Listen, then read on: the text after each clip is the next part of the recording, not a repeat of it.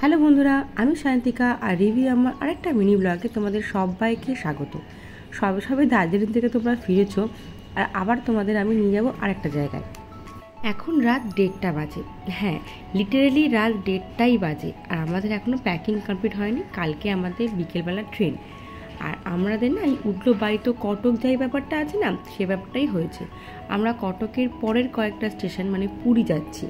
শুভর অফিসের সবার সাথে আমরা সবাই পুরী যাচ্ছি, কারণ এই ট্রিপটা হাইটেক থেকেই প্ল্যান করা হয়েছে, থ্যাঙ্কস টু কৌশিকদা ভাগ্যিস ছুটিগুলো স্যাংশন করলো সবার, তাই সবাই মিলে আমরা আবার পুরুলিয়ার পর এই পুরী যাচ্ছি। বাকিদের কী অবস্থা জানি না, কিন্তু আমাদের এই দশা হয়ে আছে। অর্ধেক মাল টয়লেটে ঢুকেছে, অর্ধেক ছড়িয়ে আছে, ছিটিয়ে আছে, খাবার দাবার জামা কাপড় সব কিছু চারদিকে ছড়ানো আছে। যতক্ষণ না শুভ গোছাচ্ছে আমি এরকমভাবেই রেখে দিতে পারি, কারণ আমার গোছানো শুভর পছন্দ হবে না। কখন শুভ ঘুমিয়েছে আমি জানি না, আমি ওই 2টো নাগাদ ঘুমিয়ে পড়েছি, কারণ সকালবেলা তাড়াতাড়ি উঠা ছিল।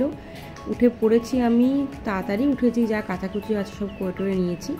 এইবার যেটা করবো সেটা হচ্ছে মিটিকে বাদাম খাওয়াতে হবে। ইদানিং স্কুলে বোধহয় ওদের সব কিছু নিজে করাটা শেখাচ্ছে, যে নিজে খাও, নিজের জামা পরো, ওই জন্য সবটাই ও নিজের হাতে করছে। আর আজকের রান্নাটা না একদম সিম্পল করেছি।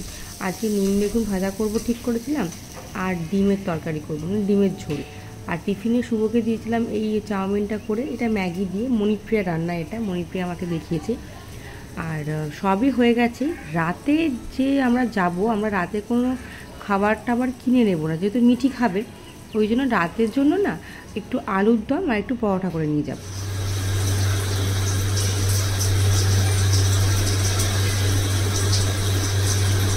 ওই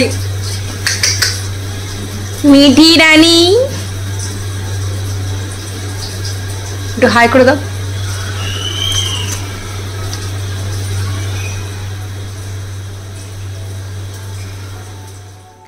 শুভ অফিস বেরিয়ে গেছে, আর তার সাথে আমরাও খাওয়াটা কমপ্লিট করে নিচ্ছি, কারণ দুপুরে একটা তেড়ে ঘুম দিতে হবে, নাহলে রাত্রিবেলা প্রচণ্ড ঘুম পাবে।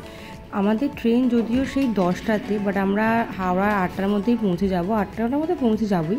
শুভ অফিস থেকে ফিরবে, দেন আমরা বেরোবো। সকালবেলায় ময়দাটা মেখে রাখছি, কারণ বিকেলবেলা জাস্ট রুটিটা করে নেবো। আলুর দম এইটুকুনি করেছি, অল্পই থাক, কারণ সবাই সবারটা ক্যারি করবে, তো অল্প অল্প সবার মধ্যে ভাগ করে নেওয়া যাবে। আর ময়দাটা মেখে রেখে দিই, যাওয়ার সময় জাস্ট করে নিয়ে বেরিয়ে যাবো।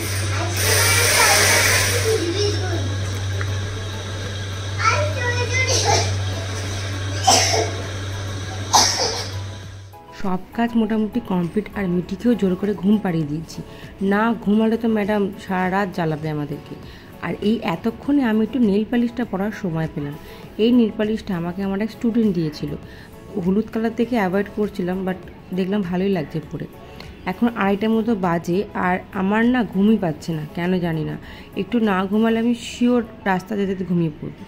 তো এই দেখো, নেল পালিশটা পুরোটা শুকিয়ে নিই, বাকিটা আবার পরের ব্লগে রাখা হবে। টাটা।